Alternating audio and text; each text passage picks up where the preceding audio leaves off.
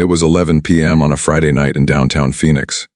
The kind of night where anything can happen. Inside a dimly lit sports bar called the Iron Horse, about 40 people were drinking, laughing, watching the game on big screens. Music played. Glasses clink.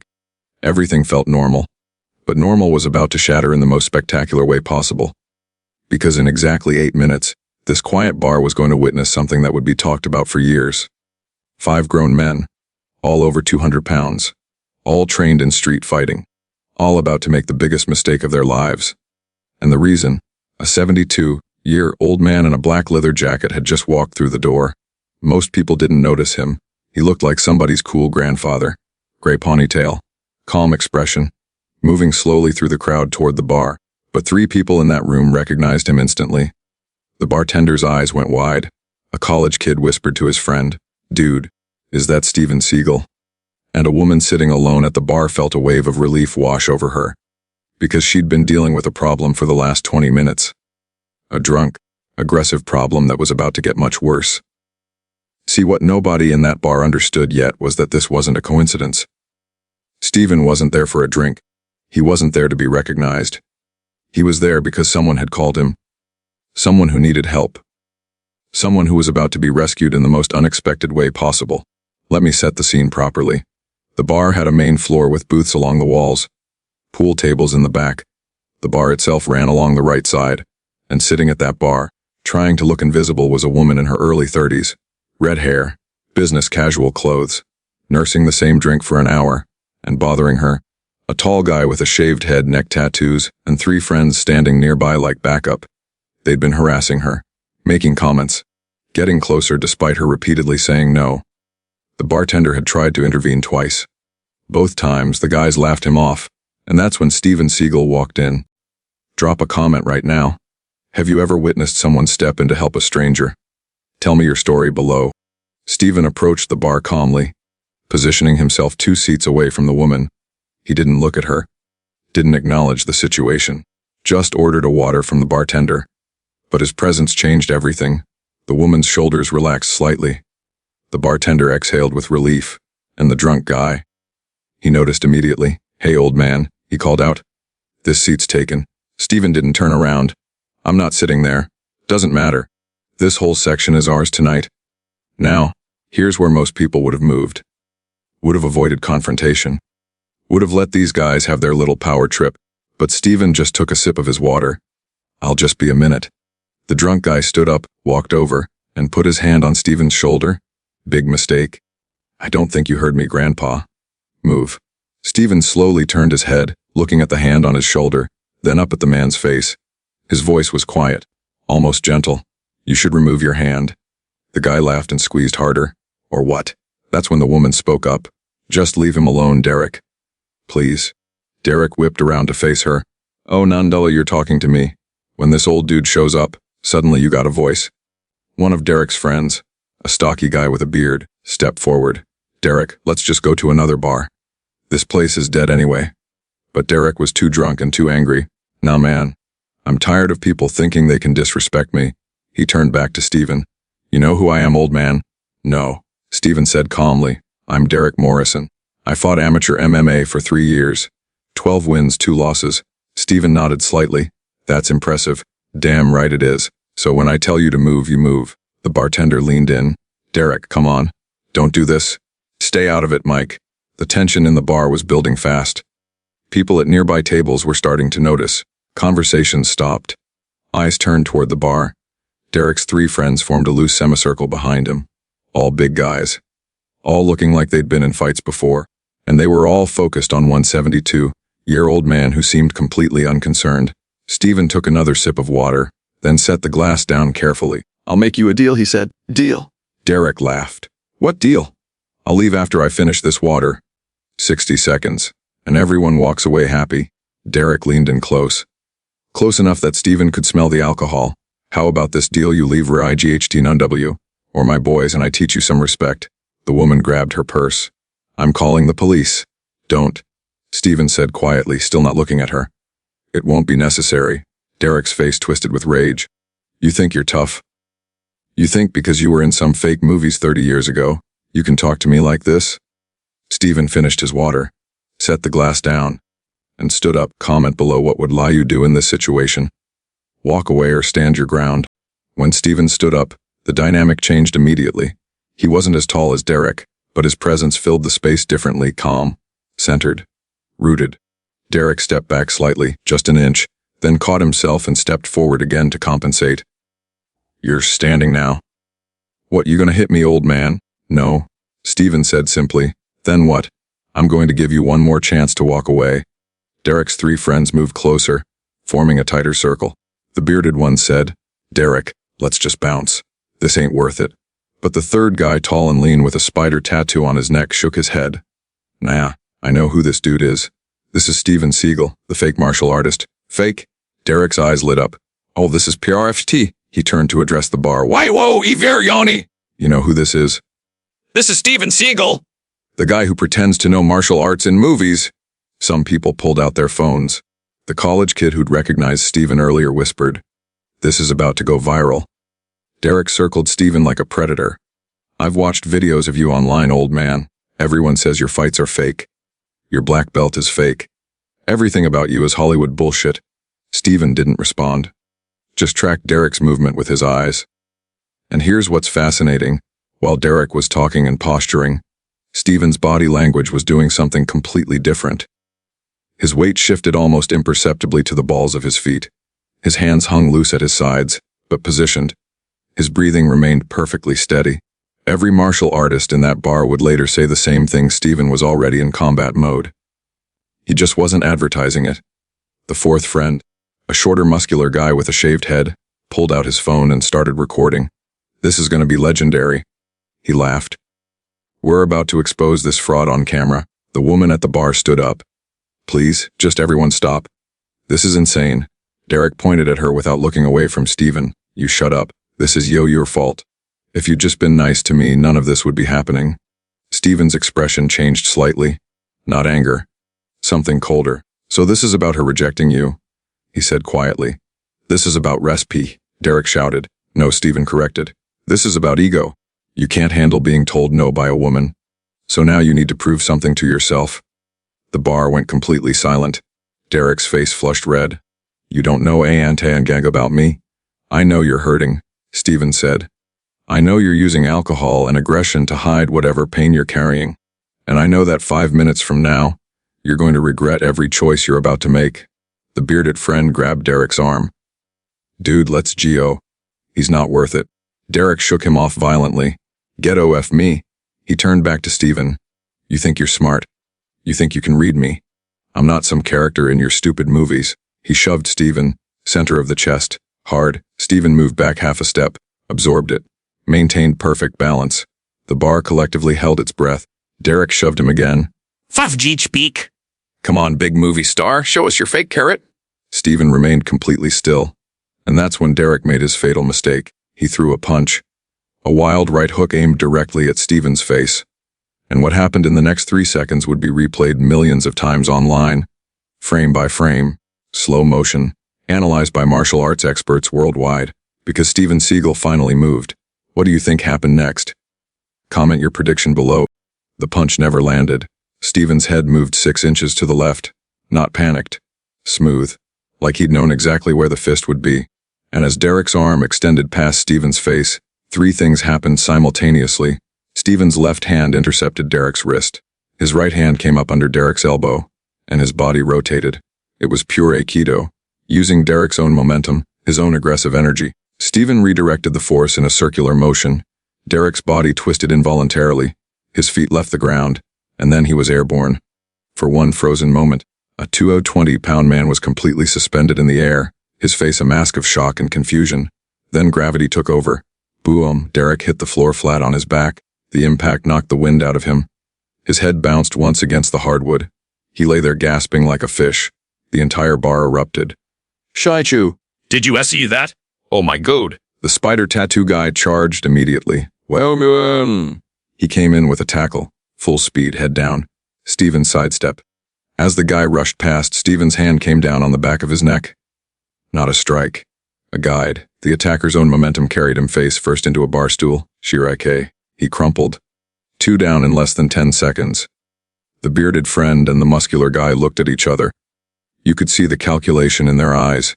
Should we run? Should we fight? Pride won. They both rushed Steven at the same time, one from each side, and this is where decades of training become visible. Steven dropped his center of gravity, extended his arms in opposite directions. As both attackers reached him, he grabbed their wrists, pivoted his body, and brought their heads together. The sound was sickening. T and K, both men staggered backward, dazed. Steven swept the legs of the bearded guy. Down he went. The muscular guy threw a desperate punch. Steven trapped the arm, applied a joint lock, and gently but firmly guided him to the ground. The man tapped out frantically. Okay, I'm done. Steven released him immediately. Total time elapsed 32 seconds, 5 men, all on the ground. Steven wasn't even breathing hard. The bar exploded with noise. People were standing on tables. Phones everywhere. Everyone recording. That was Ansano. Did you get that? He didn't even break a sweat. The bartender was already on the phone with 911. Steven calmly walked back to the bar, picked up his empty water glass, and handed it to Mike the bartender. Thanks for the water. Mike just stared at him, mouth open.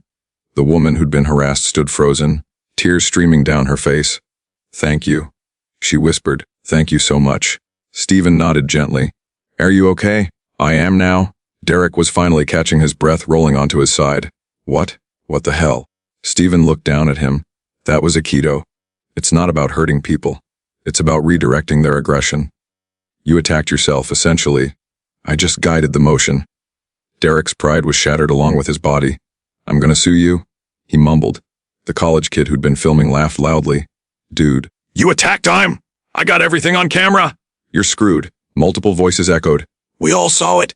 He tried to walk away. You threw the first punch. Sirens wailed in the distance. Getting closer. The spider tattoo guy was groaning, holding his face. The bearded guy and muscular guy were sitting up now, looking defeated. And that's when the bar door burst open. 6 police officers rushed in, hands on their weapons. Movie. Everyone froze. The lead officer scanned the scene. 5 men on the ground. 1 older man standing calmly at the bar. What happened here? 40 people started talking at once. Drop a comment. Did Steven overreact, or was this justified? Let me know your honest opinion. The lead officer held up his hand. An ATM. Mike the bartender spoke first. Officer Rodriguez, these 5 guys were harassing that woman. He pointed to the redhead. They wouldn't leave her alone. This gentleman intervened. They attacked him. He defended himself. Officer Rodriguez looked at Steven. Then his eyes widened slightly. I'm Mr. Seagal. Evening, officer. You're Steven Seagal. I am. Rodriguez looked at the 5 men on the ground, then back at Steven. They attacked you. They did. And you? Defended myself, minimally. Nobody's seriously injured. Rodriguez shook his head in disbelief. Another officer approached the woman. Ma, are you all right? Do you need medical attention? She wiped her tears. No, I'm fine. These men were harassing me for over 30 minutes. The bartender tried to help. Then Mr. Seagal arrived and her voice cracked. He saved me. The officer started taking her statement. Meanwhile, Rodriguez approached Derek, who was now sitting up against the bar. Derek Morrison. Derek looked up, confused. Yeah, you're Derek Morrison from Tempe? Why? Rodriguez exchanged a look with another officer. We've been looking for you. The entire bar went silent. Looking for me? For what? You have an active warrant.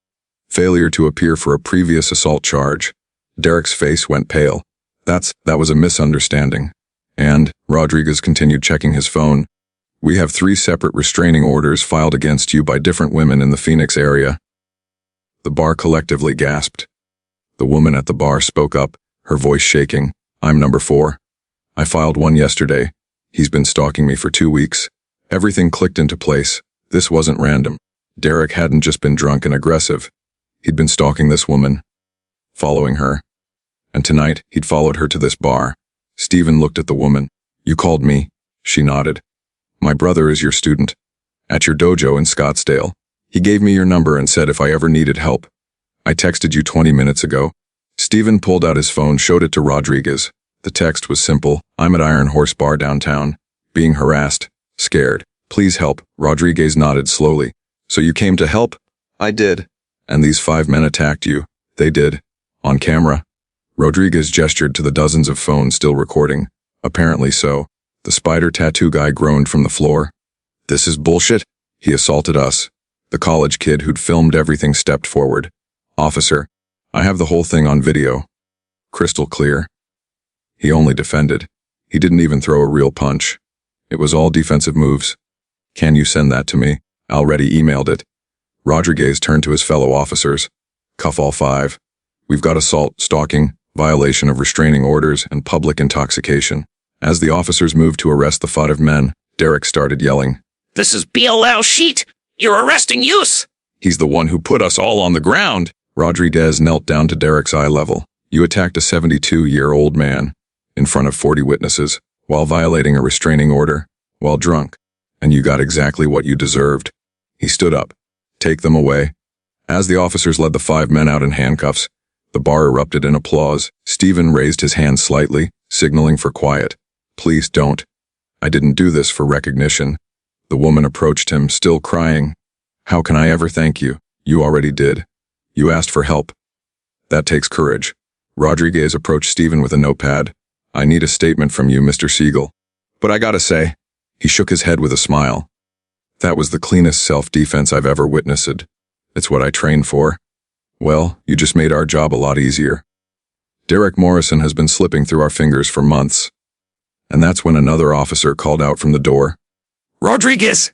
You need to see this. Everyone turned. The officer was holding Derek's phone. I checked his recent activity. He's got photos of the victim. Dozens of them. From different locations, different days. The bar went silent again. This wasn't just harassment. This was stalking, obsessive, dangerous stalking. Rodriguez's expression turned grim. Ma'am, we need to take this very seriously. This goes beyond simple harassment. The woman nodded, her face pale. Another officer approached Rodriguez quietly and whispered something. Rodriguez's eyebrows shot up. You're sure? Positive.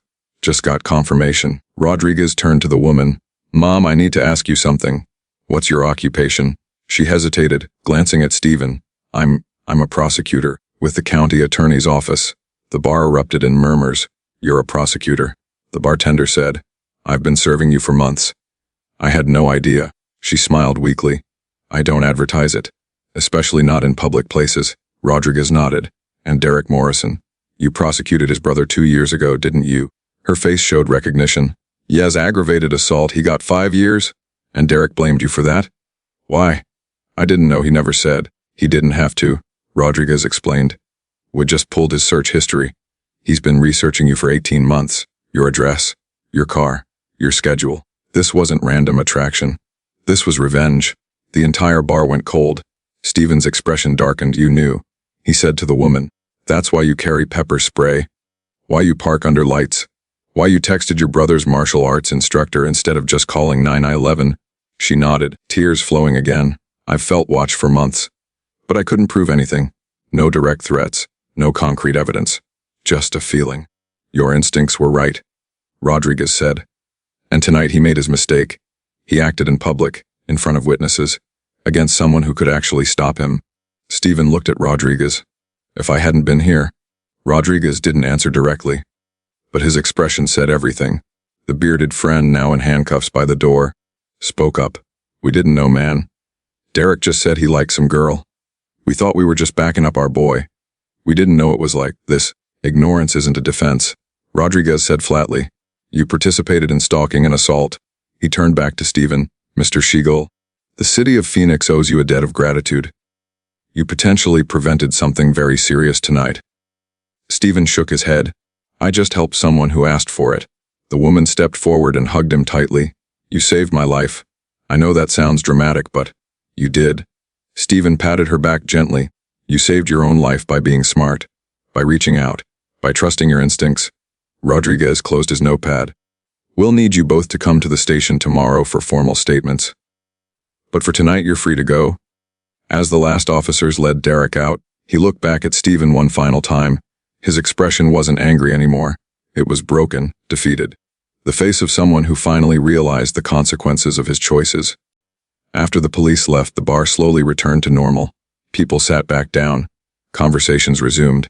But everyone kept glancing at Steven. The college kid approached nervously. Mr. Seagal, can I say something? Steven nodded. I've watched your movies my whole life. My dad showed them to me. And I always wondered if the martial arts was real or just Hollywood. He paused. Now I know. And it's incredible. Steven smiled slightly. The movies are entertainment, but the principle behind them, that's real. Aikido isn't about dominance, it's about harmony. Redirecting negative energy into resolution. The bartender brought Steven a fresh water. On the house. Forever. You can drink here free for life. That's very kind, but unnecessary. The woman prosecutor sat down next to Steven. Can I ask you something? Of course. Why did you come? You don't know me. My brother is just one of dozens of students. You could have ignored my text. Steven looked at her seriously. Because someone asked for help. And I was capable of providing it. That's reason enough. She wiped fresh tears. Most people would have said it's not their problem. Most people are scared, Steven said, and that's okay. Fear is natural. But we can't let fear stop us from doing what's right when we have the ability. He stood up to leave. The entire bar stood and applauded. Steven raised his hand. Please, I'm just someone who trains. The real heroes are the people who speak up, who ask for help, who trust their instincts. He looked at the prosecutor. You're the hero of this story. Remember that? As Steven walked toward the door, the college kid called out, Mr. Seagal, what should we learn from this? Steven turned back one final time. That strength without compassion is just violence.